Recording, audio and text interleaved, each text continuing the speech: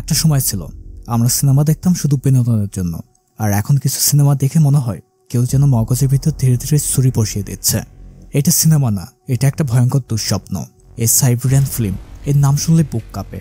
এই সিনেমা আমাদের বলে দেয় ভবিষ্যৎ আর ভবিষ্যৎ থাকে না যখন সমাজ তার নিজের বিবেক হারিয়ে ফেলে। মুভির শুরুতে আমরা দেখতে পারি একটি ছোট বাচ্চা টিভিতে বসে প্রোগ্রাম দেখছে। মিলোস একজন প্রণ অভিনেতা। একটা সময় ছিল যার চারপাশে শুধু ক্যামেরা আর দেহের বিক্রি। এখন সে অবসর নিয়েছে, স্ত্রী আর একমাত্র সন্তান নিয়ে শান্ত একটা জীবন কাটাচ্ছিল। কিন্তু শান্তি বেশি দিন থাকে না। একদিন তার পুরনো পরিচিত ভার্টান এসে হাজির। ভার্টান একজন চলচ্চিত্র নির্মাতা, ভীষণ অদ্ভুত মানুষ। তার প্রস্তাব, তুমি একটা সিনেমায় অভিনয় করবে, গল্প জানার দরকার নেই, শুধু ক্যামেরা থাকবে আর তুমি থাকবে। প্রস্তাবটা অস্বাভাবিক ছিল, কিন্তু টাকাটা ছিল বিশাল অঙ্কের। যে টাকা দিয়ে মিলোস তার পুরো জীবন নিশ্চিন্তে কাটাতে পারত। সে রাজি হয়ে যায়, চুক্তিপত্রে সই করে। বুঝতে পারে না কি ভয়ঙ্কর কিছু একটা তার দিকে এগিয়ে আসছে। শুটিং শুরু হয়, কিন্তু কোনো স্ক্রিপ্ট নেই, কোনো প্ল্যান নেই, শুধু ডিরেকশন। আর মিলোস যেন একটা রিমোট কন্ট্রোল পুতুল। প্রথম দিনে কিছু অস্বাভাবিক ঘটনা ঘটে।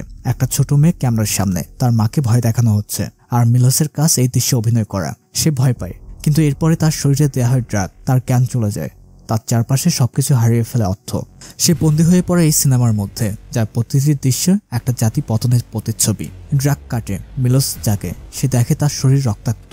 সে দেখে কিছু দৃশ্যের ভিডিও, যার প্রতিটা সে নিজেই করেছে, কিন্তু তার কিছুই মনে নেই। সে দেখতে পায় সে একটা দৃশ্যে নিজের পরিবার, নিজের স্ত্রীর সাথে আরো একজনের সাথে আরো ভয়ঙ্কর কিছু একটা করছে, যা বলা যায় না, শুধু ফিল্টার বেরিয়ে নরক বলা যায়। এতক্ষণ যা চলছে তা সিনেমা ছিল না, তা ছিল একটা মানুষকে ধ্বংস করে দেওয়ার নীল নকশা। আর সে নিজেই নিজের সন্তানকে ধ্বংস করে দিচ্ছিল, যা সে জানতেও পারেনি। তাহলে এই সিনেমা এত ভয়ঙ্কর কেন? এই সিনেমা আমাদের বলে দেয় একটা রাষ্ট্র কিভাবে তার নাগরিকদের নিয়ন্ত্রণ করে, কিভাবে সমাজ বিকৃতির মধ্যে জন্ম নেয়, আর কিভাবে পরিবার ধ্বংস হয়ে যায় একটা সিস্টেমের হাতে। মিলোস একটা চরিত্র না, সে প্রতীক। সে হলো সাইবেরিয়া, একটা দেশ যেটা যুদ্ধ, ধ্বংস আর রাজনৈতিক পিশাচদের হাতে পড়ে নিজেকে চিনতে ভুলে গেছে। শেষের দৃশ্যে মিলোস তার পরিবার নিয়ে শুয়ে আছে একটা বিছানায়, একটা ক্যামেরার সামনে, আর পরিচালক বলে এটাই শেষ দৃশ্য। তাদের মরদেহ ক্যামেরার সামনে, আর একটা ক্যামেরা আর একটা ক্লিপ, আরো একটা বিকৃত দর্শকের জন্য। শেষ হওয়া মানে এখানে কিছু না, এই গল্প চোখের সামনে শেষ হয়, কিন্তু মাথার ভিতর শুরু হয় একটা ট্রমা, একটা ব্যথা, একটা প্রশ্নের। আপনি যদি এখনো ভেবে থাকেন এই সিনেমা শুধু বিকৃতি উৎস, তাহলে আপনি ভুল ভাবছেন। এই সিনেমা আমাদের সমাজকে আয়নায় দেখায়। এই সিনেমা বলে ভবিষ্যৎ তখন ভয়ঙ্কর হয় যখন নৈতিকতা হারিয়ে যায় আর শক্তি চলে যায় ভুল মানুষের হাতে। এই সাইবেরিয়ান ফিল্ম হয়তো ফিকশন, কিন্তু তার ভয়ের মূলে আছে সত্য।